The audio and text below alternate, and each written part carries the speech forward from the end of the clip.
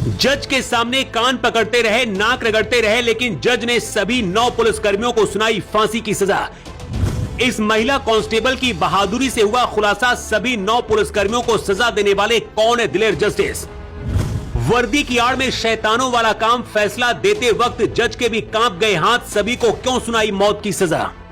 Police की वर्दी इंसाफ और लोगों को न्याय दिलाने के लिए होती है, लेकिन इसी वर्दी की ताकत जब गलत इंसान के पास पहुंच जाती है तो वो इंसान वर्दी की आड़ में शैतान जैसा व्यवहार करने लगता है। हमेशा की तरह शायद ये पुलिसकर्मी भी बच जाते इन सभी को फांसी के फंदे तक पहुंचाने वाली ये बहादुर कांस्टेबल अगर नहीं होती तो।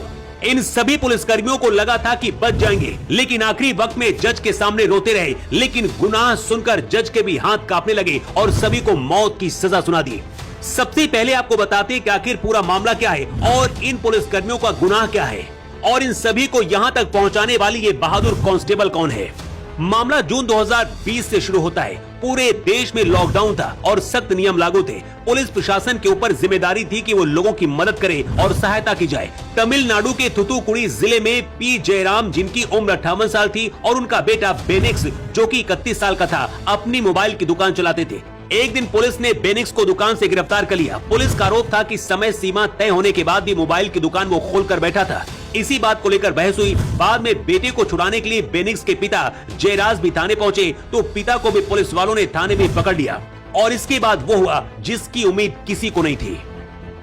पुलिस स्टेशन के भीतर जो हुआ उसने पूरे देश को झकझोर दिया। आरोप है कि इंस्पेक्टर श्रीधर और उनके अधीन काम करने वाले पुलिसकर्मियों ने बाप बेटे को बेरहमी से पीटा। सीबीआई की चार्जशीट के अनुसार लाठियों से पीटा गया और उनके साथ अमानवीय व्यवहार किया गया।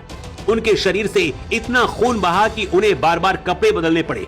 22 जून को बेटे बेनिक्स की जेल से अस्पताल ले जाते वक्त मौत हो गई और उसके बाद अगले दिन पिता जयराज की भी मौत हो गई।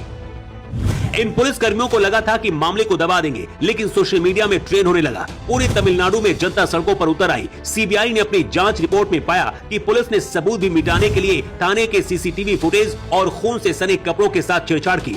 इसके बाद भी आरोपी नहीं बचे, लेकिन इसके बाद हुई इस महिला कांस्टेबल की एंट्री ने, जिसने अपनी हिम्मत से पूरे केस को ही पलट दिया।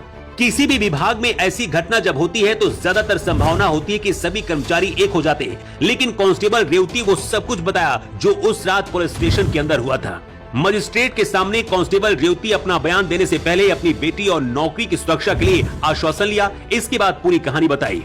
जब कांस्टेबल रेवती बयान दर्ज करा रही थी, कहते उस दौरान भी इन पुलिसकर्मियों ने उसे रोकने की कोशिश की, लेकिन जनाक्रोश के आगे कुछ नहीं हो सका। कांस्टेबल रेवती ने अपने बयान में बताया था कि उस रात बेरहमी से मारपीट की गई थी।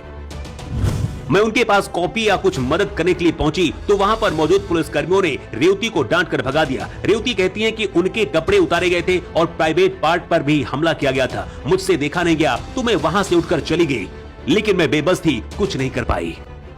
इन 9 पुलिसकर्मियों को सजा सुनाने वाले जस्टिस टी मुथुकुमारन ने जो कुछ कहा उसने लोगों को झकझोर दिया। जज ने कहा कि पुलिस का काम नागरिकों की रक्षा करना है, लेकिन इस मामले में वर्दी पहनने वालों ने कानून को अपने हाथ में लिया और रक्षा की भक्षक बन गए।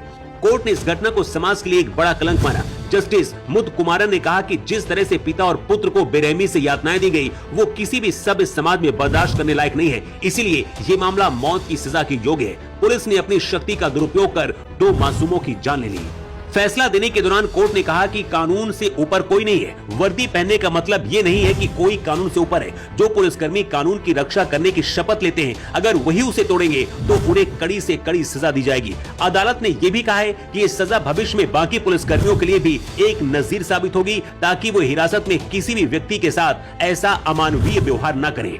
तमिलनाडु की कोर्ट ने जिस तरीके से 9 पुलिसकर्मियों को फांसी की सजा दी है, पूरे देश में इसकी चर्चा है। कुछ लोग इसको सही मानते हैं तो कुछ लोग विरोध भी कर रहे हैं, लेकिन आपकी राय क्या है इसे लेकर कमेंट बॉक्स पर लिखकर जरूर बताएं।